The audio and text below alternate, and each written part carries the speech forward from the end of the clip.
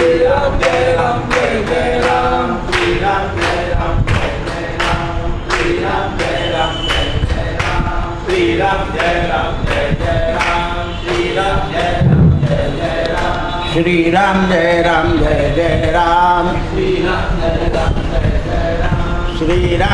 राम जय जय राम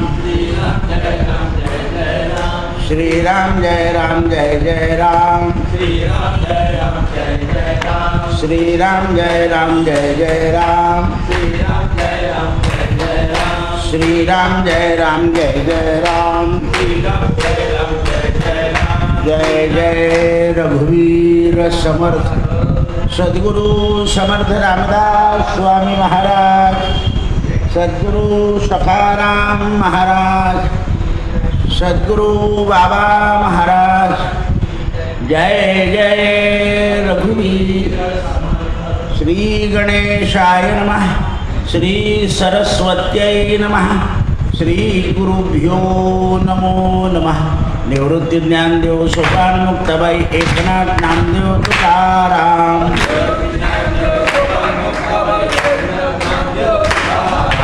निवृत्ती ज्ञानदेव सोपान मुक्ताबाई एकनाथ नामदेव तुकाराम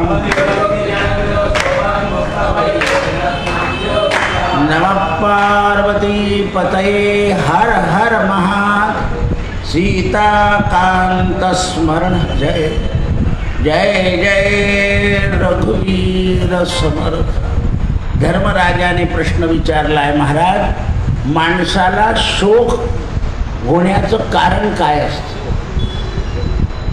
शोक कशामुळे निर्माण होतो? मला शोकहीन स्थिती सांगा आणि शोक कशाने निर्माण होतो हेही सांगा. राजा,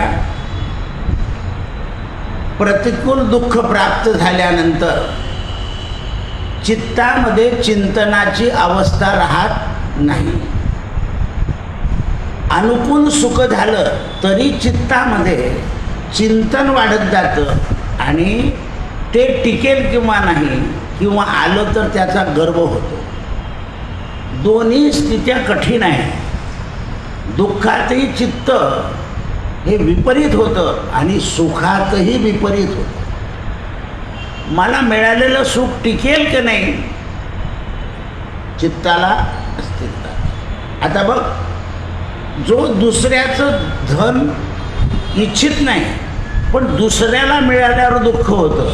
हे बघ, काही लोक दुसऱ्याचं घेत नाही पण कोणाला कधी आता बरेच लोक म्हणतात हो दादा लबाड लोक किती मस्त मजा करतात आपलं काय हे असं. आता याच्यापुढे म्हणाल का तुम्ही दुसऱ्याजवळ म्हणाल पण माझ्याजवळ म्हणणार नाही कारण तुम्हाला माहिती आहे याच्या विरुद्ध सांगितलं आहे. तर असं आहे. याच्यामुळे सुद्धा चित्त स्थिर. दुसऱ्याला मिळालं की चित्त अस्थिर होण्याचं काय कारण आहे? काय नुसतं पाहणं लबाड लोक मजा मारतात. आता ती मजा आहे का? ते व्यसनाधीन आहे, पत्नीत सुख नाही, पुत्रांमध्ये सुख नाही, विवंचित करत फिरतात, झोप येण्याकरता वाटेल ते लोक मादक पदार्थ घेतात, ते सुख आहे. पण तुम्हाला त्यांची संपत्ती दिसते म्हणून ते म्हणतात संपत्तीचा हर्ष होणं आणि दुःख होणं हे बुद्धीला नष्ट करणार आहे. म्हणून कोणाला मिळालं तर तात्पुरतं त्याच्यात रमायचं, जास्त रमायचं नाही. काय आता पाची बोटं तुपात आहे मजा असेल असं बोलून जातोच तो. आपला वसंता चांगलं वसंत नाव आहे. वसंत ऋतू कसा असतो माहिती आहे आपल्याला. म्हणून ते म्हणतात धना नष्ट झाल्यावरही खेद करू नका आणि धन मिळाल्यावरही हर्ष करू नका, म्हणजे शोकाची वेळ येणार नाही. जगात शोक कमी नाही होत आहे, दिवसेंदिवस शोक वाढतोय. आता पुढे बंधू बांधव धन उत्तम कुल शास्त्र अध्ययन मंत्र हे सगळे दुःखापासून सोडणारे नाही, हे लक्षात ठेवा. हे जेवढे क्रमाने सांगितले हे दुःखापासून सोडणारे नाही. जे दुःखापासून सोडणारे आहे त्यांचं चिंतन कर. कृष्णा घालवी माझी तृष्णा. म्हणून त्यावेळेस आता बघ, मनुष्याचे शील आणि गुण हे परलोकात आणि इहलोकात शांती देतात. शील नावाचा गुण जो आहे मानवामध्ये, शीलम परम भूषणम, शील हे परमभूषण आहे. आणि मग ते शील गुण इहलोकी सुख देतात आणि परलोकीही सुख देतात. म्हणून शीलाला धरून ठेव, शीलाला धरून ठेव. परलोकी शांती मिळेल. ज्याच्यानं चित्त योगयुक्त करतो तोही योग परम शांती देत नाही, योग सुद्धा. कारण योगाने सुद्धा रिद्धी सिद्धी प्राप्त होते. उपाधी रिद्धी सिद्धी अवघ्या उपाधी जवत्या परमानंदी मन नाही. योगाने सुद्धा मन परमात्म्याकडे जाईल असं नाही. काही योगी पराजित झालेले आपल्या डोळ्यासमोर संतांची उदाहरणं आहेत. आपल्या जिल्ह्याचे चांगदेव महाराज असं होतं ते. म्हणून योगिया दुर्लभ काय सांगितलंय, योग्यांना सुद्धा परमात्मा दुर्लभ आहे. आणि योगाने समत्व बुद्धी होत नाही. जे योगी होता ना ते जगाला काय समजतात नाही. समत्व योग उच्चते, भगवद्गीता. समत्व आलं पाहिजे. समत्व आलं की ममत्व आपोआप कमी होतं. समत्व आलं की ममत्व आपोआप कमी होतं. म्हणून समप्त बुद्धीशिवाय शांती नाही. समत्व बुद्धीशिवाय शांती नाही. म्हणून तुला सांगतो, प्रतिकूल बुद्धी निर्माण कर. कशी? यापासून अनुकूल बुद्धी हे त्याग आणि धैर्य देते. बस, अनुकूल बुद्धी जी आहे परमार्थाची. आता संसाराची बुद्धी परमार्थात प्रतिकूल आहे. तुम्ही संसारात किती चतुर असाल, तुम्हाला परमार्थात तसं साधेल असं नाही. संतांनी मात्र संसार करून परमार्थ करायला सांगितलं आहे. काय म्हणतात ते, आधी प्रपंच करा नेटका, मग लागावे परमार्थाच्या विवेका. प्रपंचाला सारख्या शिव्या देऊ, कारण त्याच्यात राहावं लागणार आहे, खावं लागणार आहे, प्यावं लागणार आहे. धर्माप्रमाणे प्रपंचात राहावं लागणार. प्रपंचामध्ये धर्म सांभाळ.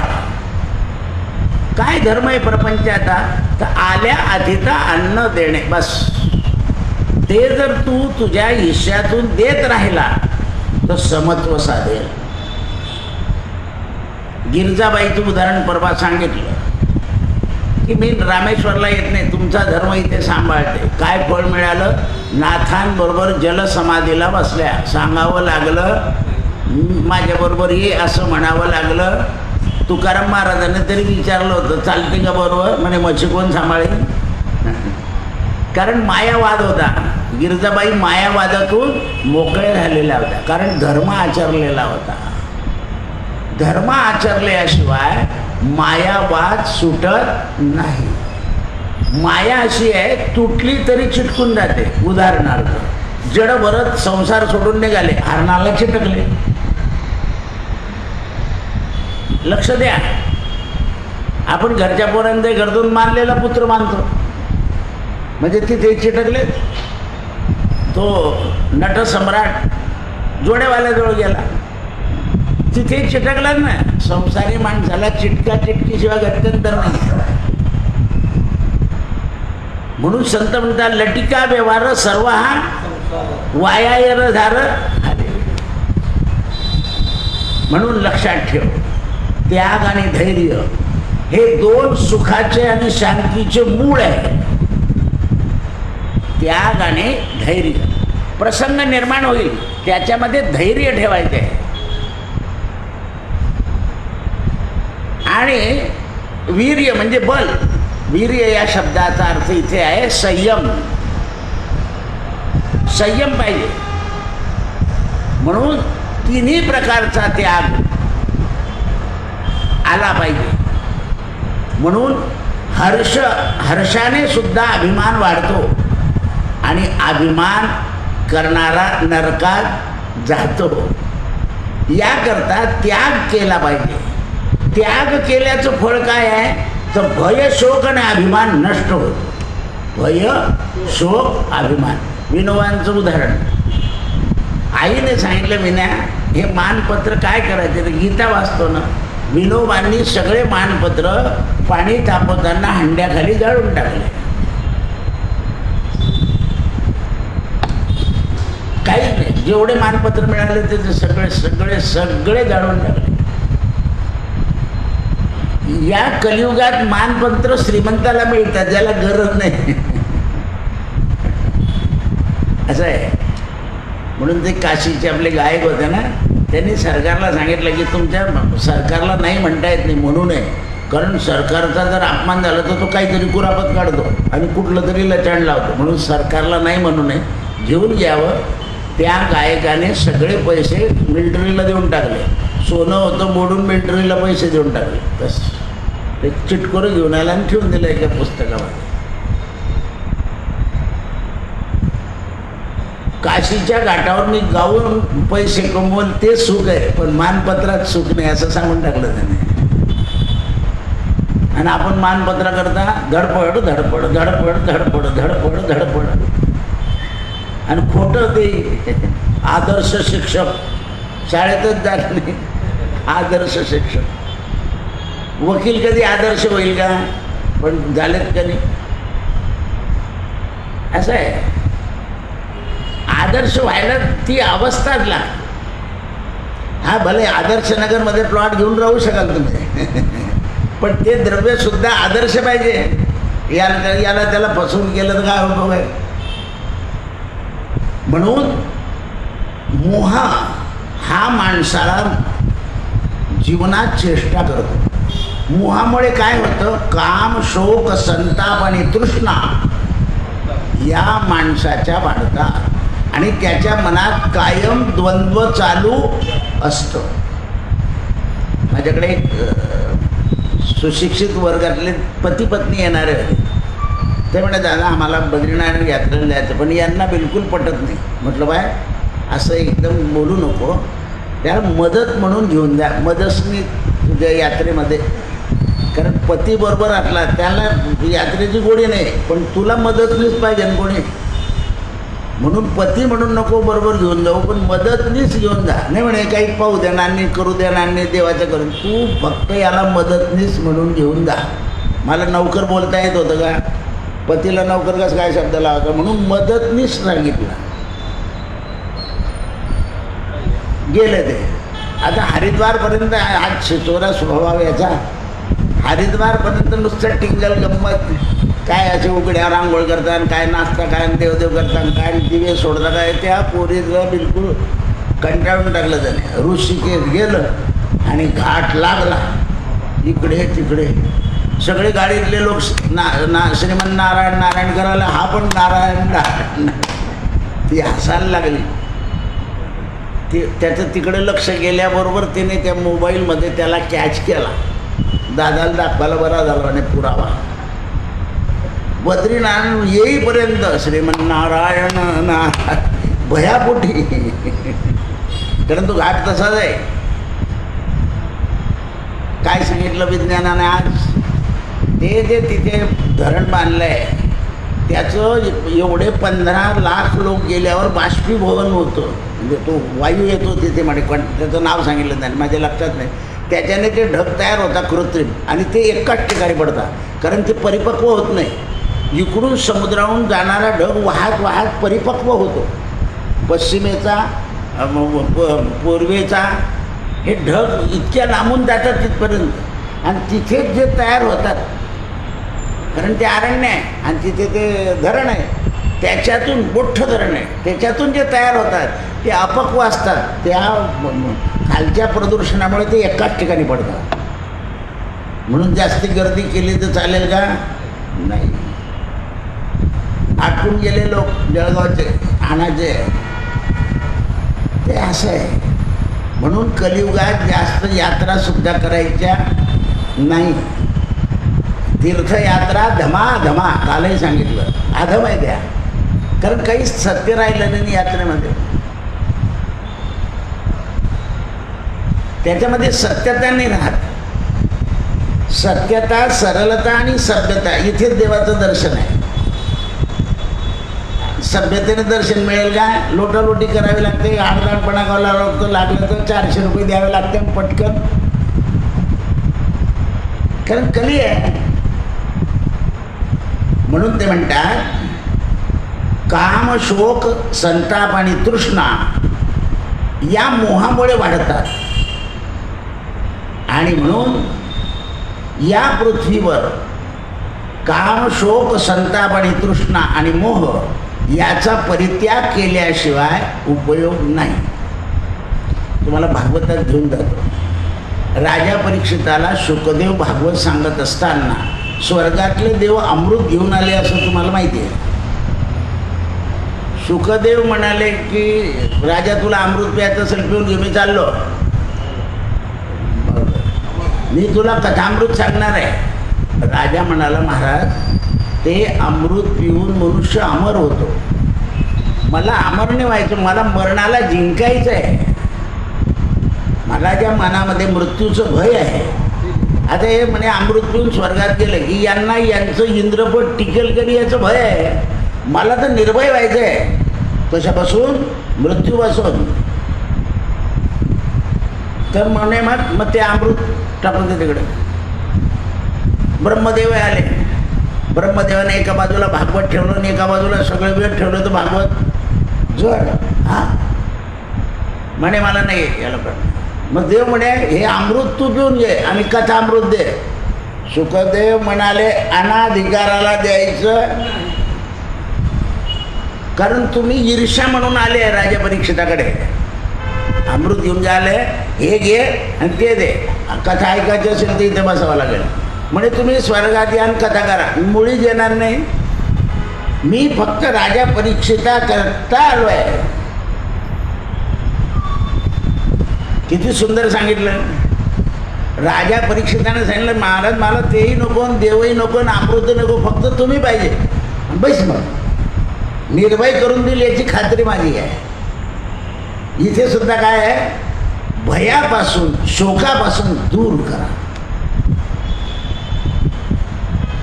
म्हणून अमृत पिणाऱ्याला मृत्यूचं भय होत नाही, पण मात्र क्लेश जात नाही.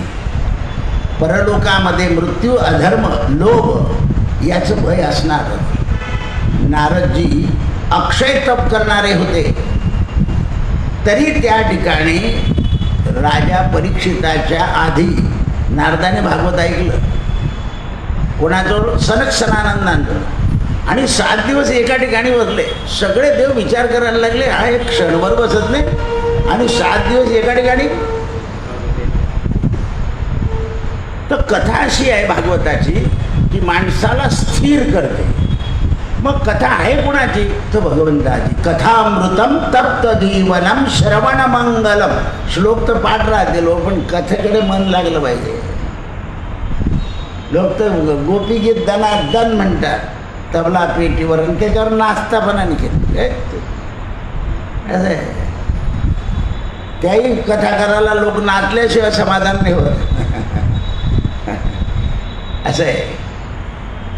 अमृत पितांना नाचायची गरज नाही. काय पितांना नाचता तुम्ही? असं आहे.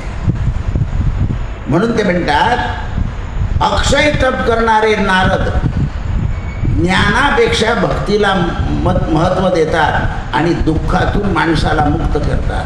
नारदाने भ्रमंती केल्यावर त्यांना कोण दिसली? भक्ती. आणि ज्ञान वैराग्य क्षयरोगाने युक्त होते. आज सुद्धा बघ ज्ञान वैराग्य कसं आहे? प्रदर्शनी आहे, पण भक्तीचा ओघ चालू आहे. धर्मराजानं प्रश्न विचारला, महाराज शास्त्राचं तत्व ज्यांना समजत नाही, ज्यांचं मन नेहमी संशयामध्ये असतं त्यांना परमार्थाचं निश्चित ध्येय कळेल कसं? त्याच्याकरता कल्याण करण्याचा मार्ग मला सांगा. भीष्म पितामह म्हणाले, सदा गुरुजनांचं पूजन. आत्ता मला प्रश्न विचारला बघा. सदा गुरुजनांचं पूजन, वृद्धांची सेवा आणि पुरुषोत्तमाची उपासना आणि शास्त्राचं श्रवण हे 3 अमोघ साधन कल्याण करणारे आहे. पुन्हा ऐकून घ्या. गुरुजनांची सेवा, वृद्ध पुरुषांची सेवा आणि पुरुषोत्तमाची उपासना आणि रोज शास्त्राचं श्रवण. सत्शास्त्रम. संन्यासांनी गाणे म्हणू नये, पण आता कथावाचक संन्यासी गाणे सुद्धा असे म्हणतो. झुमका गिराणी. आणि तुम्ही ना आता सागर ग्राउंडवरून त्याच्यावर ते रामायण केलं मी त्यावेळेला.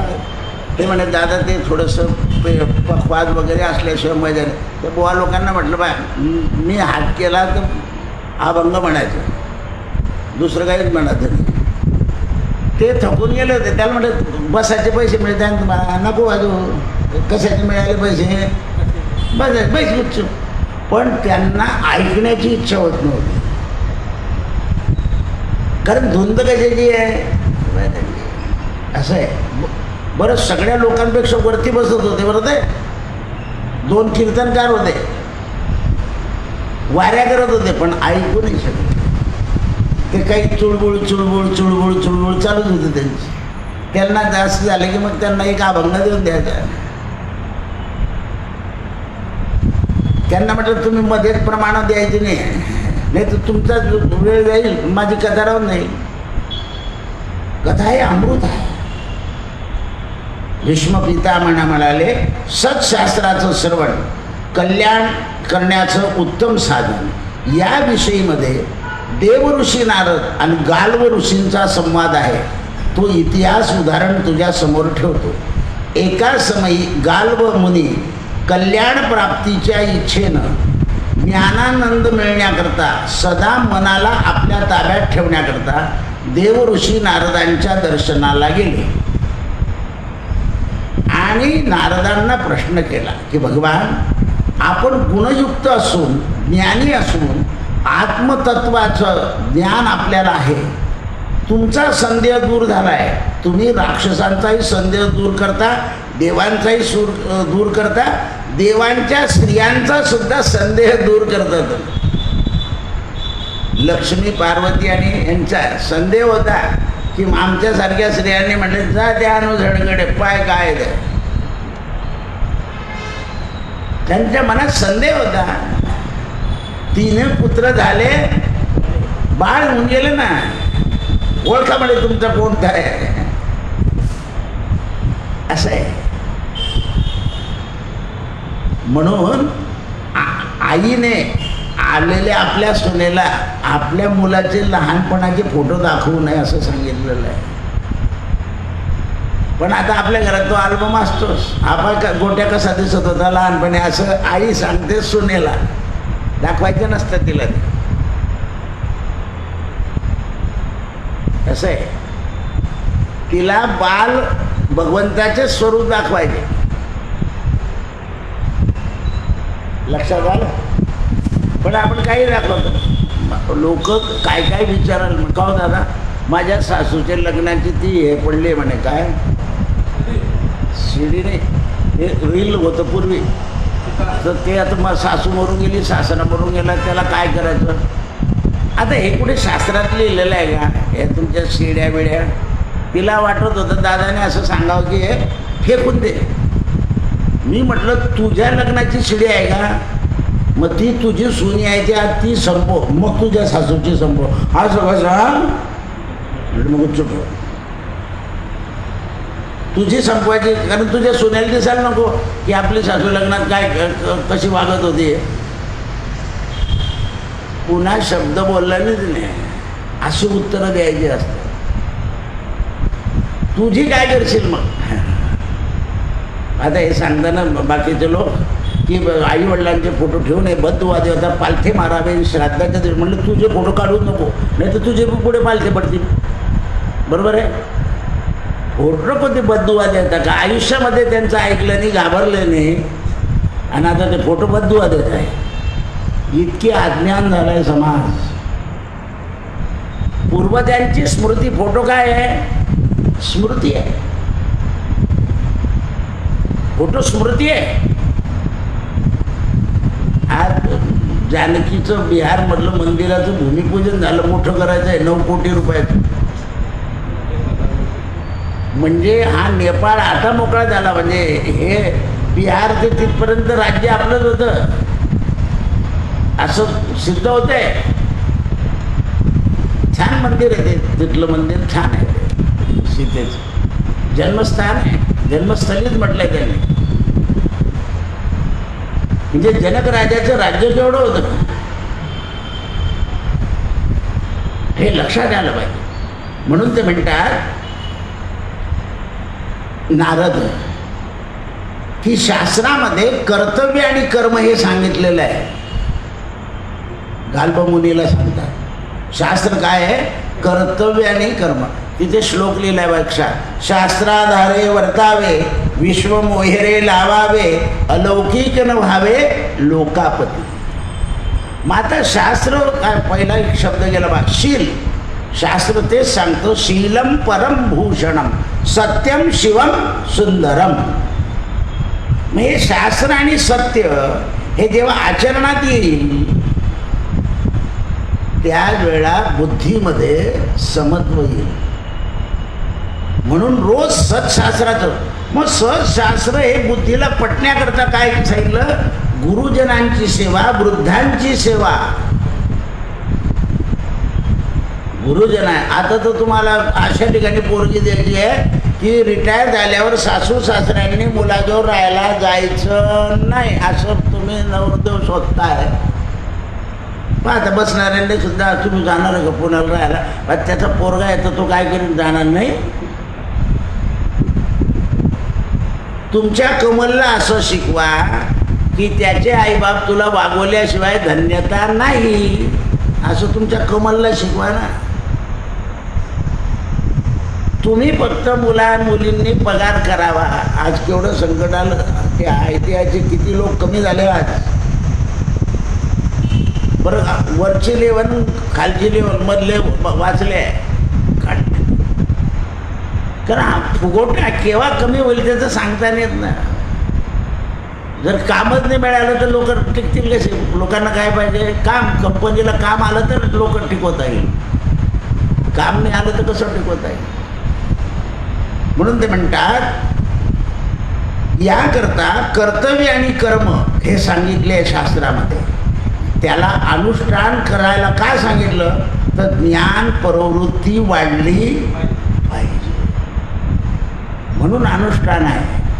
ज्ञानाची प्रवृत्ती वाढली पाहिजे. आता ज्ञान 2 प्रकारचं आहे, सत आणि असत. असत म्हणजे जे भोगवृत्तीचं ज्ञान आहे ते नाशाला कारण आहे, आणि जे सद्वृत्तीचं ज्ञान आहे ते. म्हणून सिद्धांताकडे लक्ष ठेव. विभिन्न शास्त्र आहेत, शास्त्र वेगवेगळे आहे. पहा तुम्ही, कामशास्त्र आहे, अर्थशास्त्र आहे, सगळे शास्त्र आहे.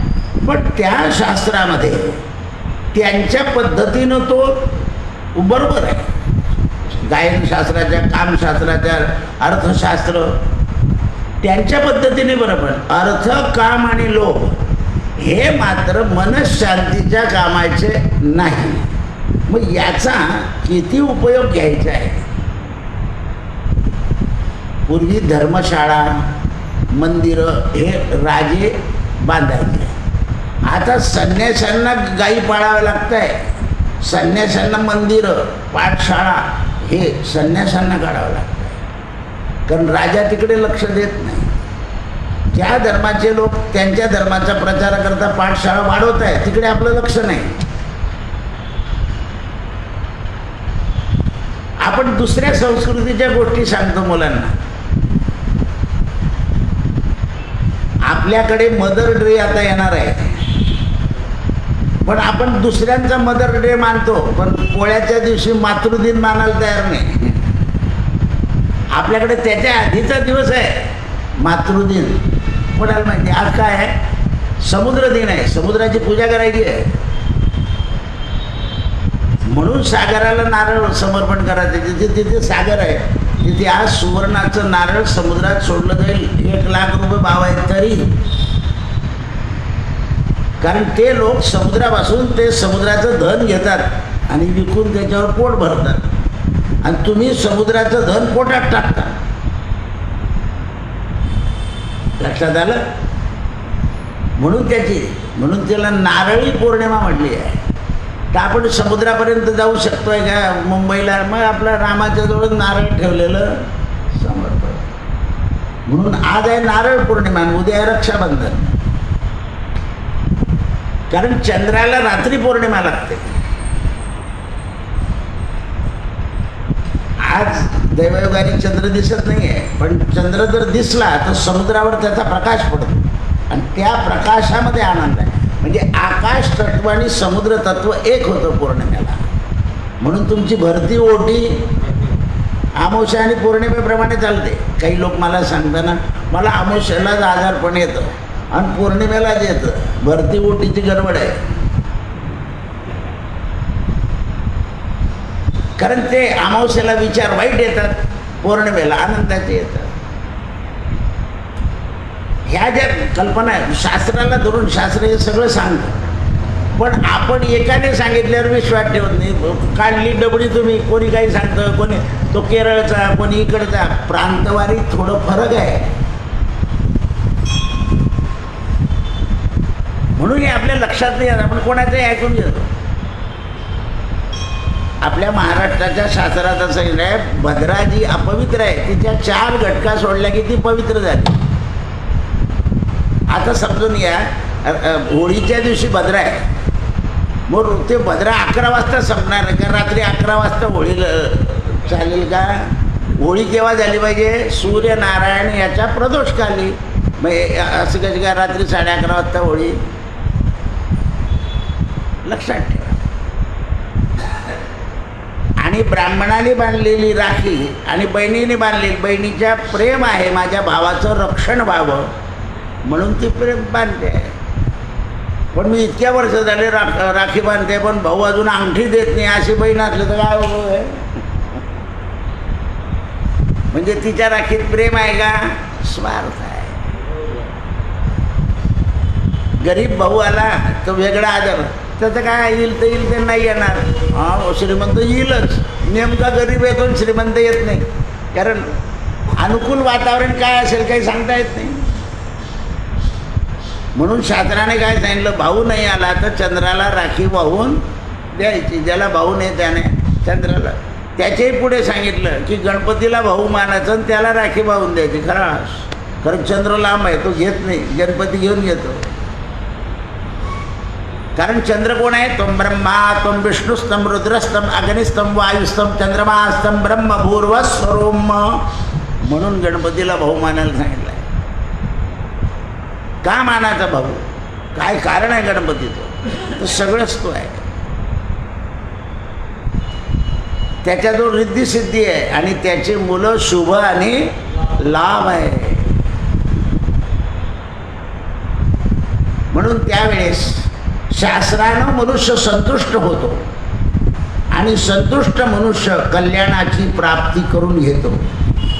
शास्त्र हे श्रेय उपाय आहे. म्हणून माणसानं संतांनी घालून दिलेलं शास्त्र पाळावं, कारण शास्त्र अत्यंत गूढ असतं. त्याचा निवाडा सर्वसाधारण बुद्धीचा मनुष्य करत शकत नाही. म्हणून आम्ही लोक काय करतो, देश काल आणि परिस्थिती असं पाहून शास्त्र सांगतो. सगळ्या ठिकाणी सारखे सांगता येत नाही. आता बघा तुम्ही, खेड्यामध्ये नेहमी देवांच्या आरत्या रात्री लागतात, कारण ते दिवसभर कष्ट करतात. रात्री त्यांचं काही वाईट झालं का, त्यांच्या शेतात पिकतं आहे, रात्री कशी काय? त्यांचं व्यवसायावर अवलंबून झालं. त्या सगळे एकत्र येतात, देवाचं करतात. आपल्याकडे किती वाजता पौर्णिमा सुरू होते? तू गुपचूप बैस ना,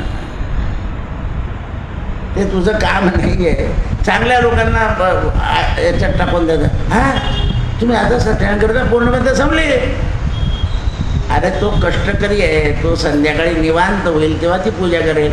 म्हणून सत्यनारायणच्या पोथीत लिहिलं आहे, संध्याकाळी पूजा करावी, रात्री संकीर्तन करावं, दुसऱ्या दिवशी नातेवाईकांना जेवू असं सांगतं. म्हणून शास्त्र जे आहे ते देश, काल आणि परिस्थिती याला धरून त्याची सांगड, कारण शास्त्र गूढ आहे, सगळ्यांना त्याचा निवाडा करता येत नाही. आणि निवाडा केला तर परिस्थिती पाहिजे.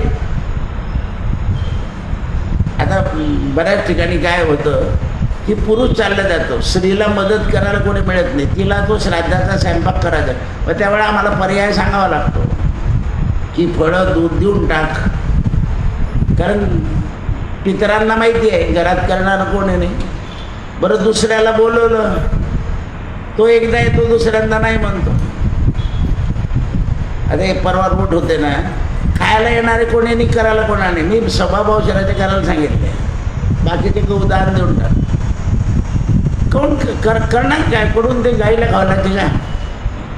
गाईला एक ठीक आहे, मग असं बसवावं लागेल तुम्हाला.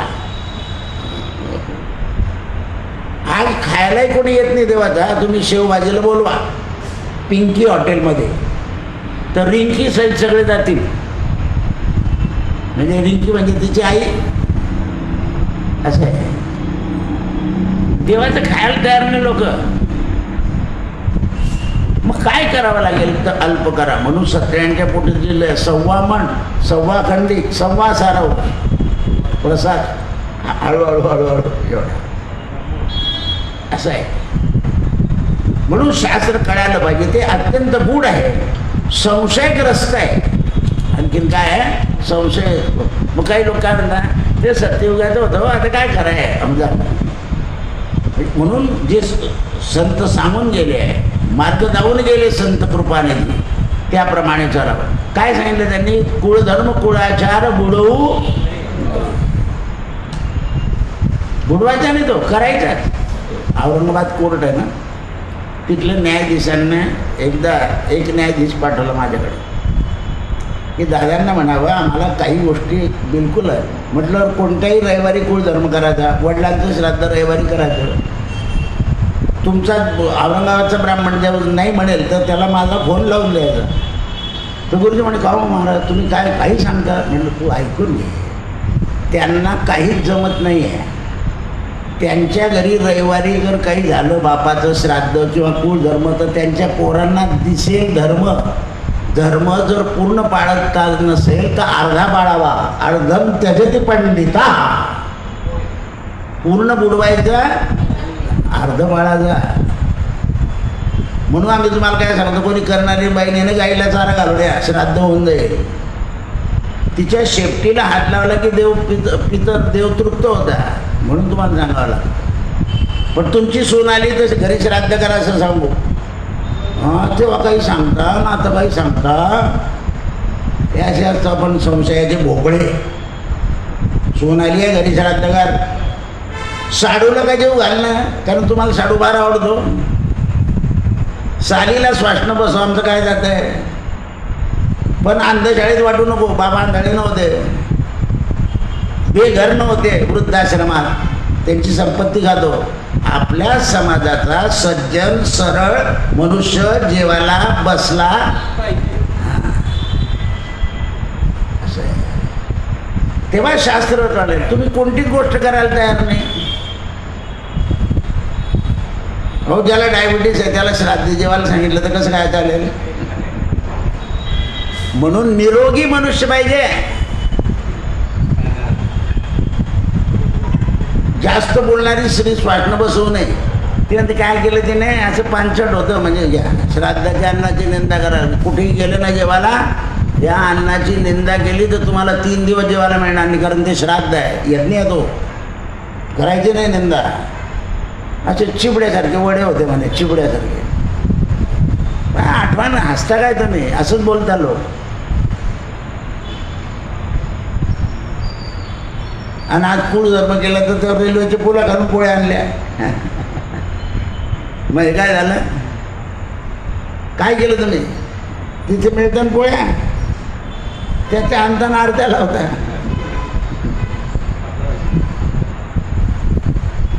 अधर्म आहे. म्हणून शास्त्र काय सांगतं की चांगल्या माणसाकडून शास्त्र बसवून घ्या. स्वतःच्या मताने शास्त्र, मतांचा गलबला करू नका. कोणी न पुसे कोणाला. नारद म्हणतात 4 आश्रम आहे, 4ही आश्रमांचे शास्त्र पृथक वेगळे आहे. ब्रह्मचारी आश्रमाचं वेगळं, गृहस्थाश्रमाचं, वानप्रस्थाश्रमाचं आणि संन्यासाश्रमाचं. संन्यासाला कोणी दिलं तर तो खाऊ शकतो, कारण त्याला काही शास्त्र राहिलं नाही. फक्त ओम भवती भिक्षांदेही यायचं आणि कोपऱ्यात जाऊन खाऊन यायचं. देह पोषणाकरता नाही खायचं, आत्मरक्षणाकरता खायचं त्याला. वानप्रस्थाश्रमी माणसाला अन्न कमी खायचं, फळं जास्ती खायचं. संसारी माणसाला प्रचामिन्नम चतुर्विधम, 4 प्रकारचं व्यवस्थित खायचं. पण अकोल्याचा ठेचा आणायला नको सांगायचं, तो घरचाच लागेल. कारण तिकडचा भाग आणि इकडचा, वराडी ठेचा जरी म्हटलं तरी तिकडचा भाग आणि इकडचा भाग वेगळा आहे. हे शास्त्र आहे. ज्या भागामध्ये जे पकतं ते लवकर पचतं, ज्या भागात जे पकतं ते लवकर पचतं, ज्या भागात जे लवकर पकत नाही ते पचायलाही जड असतं. म्हणून अन्नाचं जड अन्न आणि हलकं अन्न 2 भाग आहे. ज्याच्यामध्ये तेल तूप मिश्रण होतं ते जरी परिपक्व असलं तरी जड आहे. म्हणून युक्त आहार, सात्विक आहार. म्हणून ते म्हणतात की आश्रमाचं स्वरूप गुण भिन्न भिन्न आहे. स्थूल दृष्टीने विचार केला तर ते भिन्न दिसतं, पण आश्रमाच्या दृष्टीने विचार केला तर ते बरोबर आहे. कोणत्या आश्रमाचे? विद्यार्थ्याला 11 जप सांगायचं ब्रह्मचारी अवस्थेत. 11 वेळा जप करून विद्या अभ्यास कर. तुम्ही त्याला 1000 जप करायला लावता, तो अभ्यास घ्यावा करेल. सुनेला सांगितलं तू षोडोपचार पूजा करत जा रोज, मग ती स्वयंपाक केव्हा करेल तुमचा? तिला पंचोपचारात पूजा केली पाहिजे तिने, बरोबर लगेच आपला. कारण तू गृहस्थाश्रमात आहे, हे लक्षात. काही बायाच्या पोथ्या वाचत बसतात, माणसं कंटाळून जातात, जांभळ्यात येतात. इतके पोते वाचत. तुम्ही गृहस्थाश्रमामध्ये आहे, गृहस्थाश्रमाप्रमाणे तुमचा आचार सांगितलेला आहे. ज्याला प्रधानता द्यायची त्यालाच प्रधानता दिली पाहिजे. तुम्ही ज्याला प्रधानता नाही दिली तर तुमच्या आश्रमामध्ये काय होईल? गोंधळ होईल. म्हणून आधी प्रपंच करा नेटका, मग लागावे परमार्थाच्या विवेका. प्रपंच सांडवून परमार्थ कराल, तेने तुम्ही कष्टी पावाल. एखाद्या बाईची भाजी चुकली, तिने शेजारच्या आजीला विचारलं, आजी इकडे माझ्याकडून चूक झाली, कोणाला सांगू नका, असं झालं. एक आणि इकडे अंत पाणी टाकलं, तिने गूळ टाकून दिलं, हलवून दिली, चाटून पाहिजे, चांगली झाली. तिला शिकवलं, पण तिच्या नातेवाईकाला सांगितलं की तिला भाजी नाही येत. आपण काय म्हणतो, मी शिकवलं तिला, तिला काय येतं, बोलू नको. शिकवा. हल्ली तर शिकायचे पैसे, हे सगळं शिकवायला पैसे लागतात. हे तर पाहून शिकण्याचं काम आहे ना. मोबाईलवर येतं उत्तप्पे कसे करावे. पण कोणाची तल्लक बुद्धी असेल तो मोबाईलवर शिकेल. काही लोकांना तर आई डोकं घालून घालून थकून जातं तरी येत नाही. ऑनलाईन क्लास आहे, पण कोणा करता येतो? तल्लक बुद्धी करता. म्हणून हे लक्षात आलं. नारद म्हणतात तुझं कल्याण तुझ्या संशयरहित बुद्धीने होईल. क्लास बुद्धी कशी झाली पाहिजे? संशयरहित. महाराज बुद्धी संशयरहित कशी करायची म्हटलं ती उद्या कृष्णार्पणमस्तु. उद्या सकाळचं प्रवचन बंद राहील, कारण रक्षाबंधनाला लोक येत राहतील. सत्यगुरुराय कृपा मज केली, परिणाय घडली सेवा काही. मस्तकी तो जाणार